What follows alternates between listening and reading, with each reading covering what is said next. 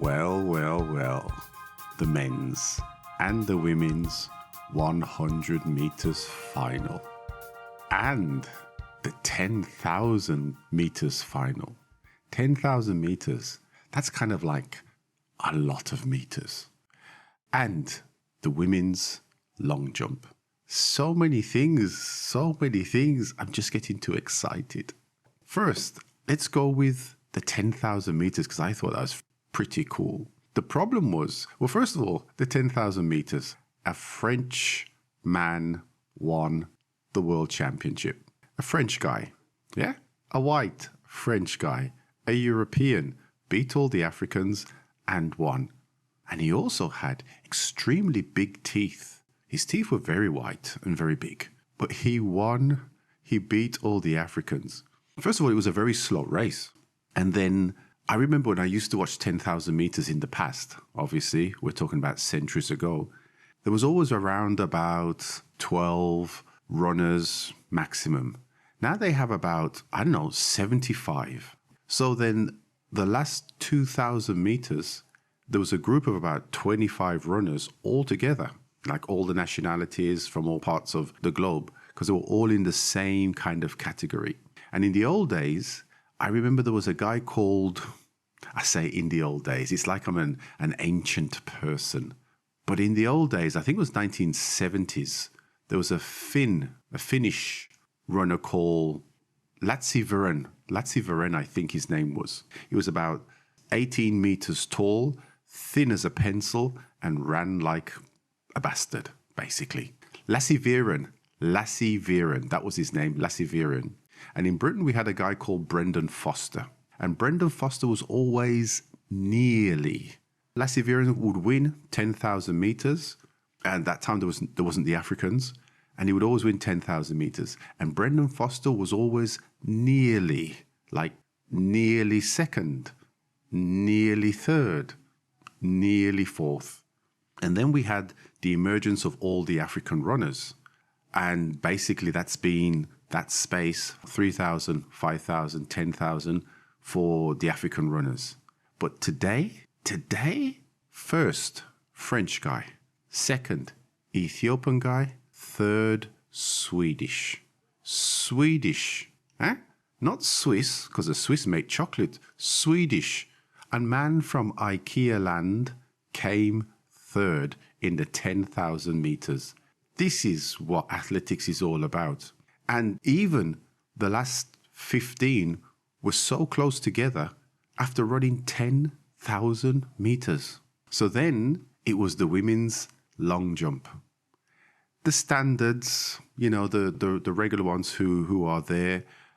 So that wasn't that special. But I mean, they still jump 6 meters 98. I think the winning jump was 7 meters 19 or something like that. 7 meters 19. And one of the things that gets me is when they do the talking. So you can see that the people who do the field events, the long jump, discus and these kind of things, high jump, they always try to get the crowd involved, which is a nice thing.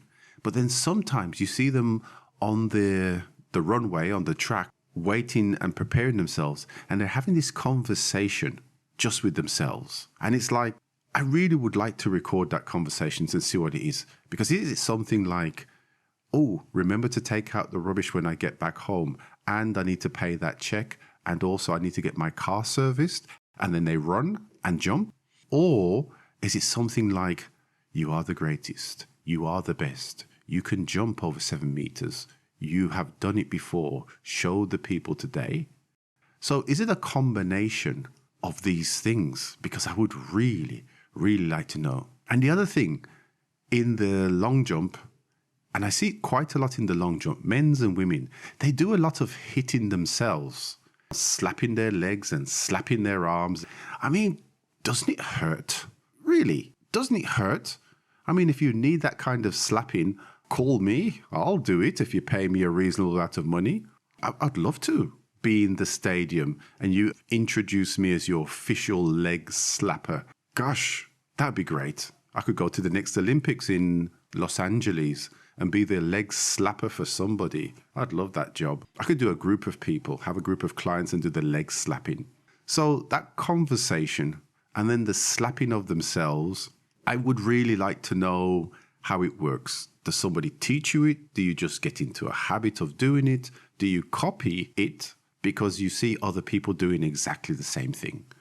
And then the 100 meters. Now, the 100 meters really, when we first started, was always dominated by the Americans, the Carl Lewis, etc.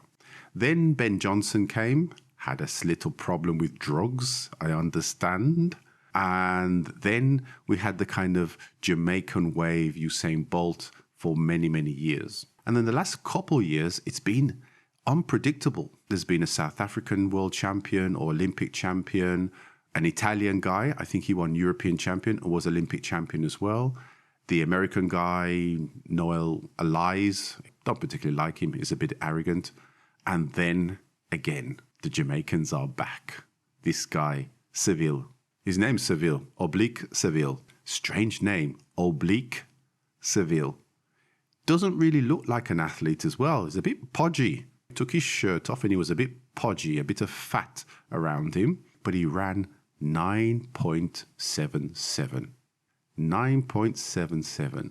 I mean, this is what it's all about.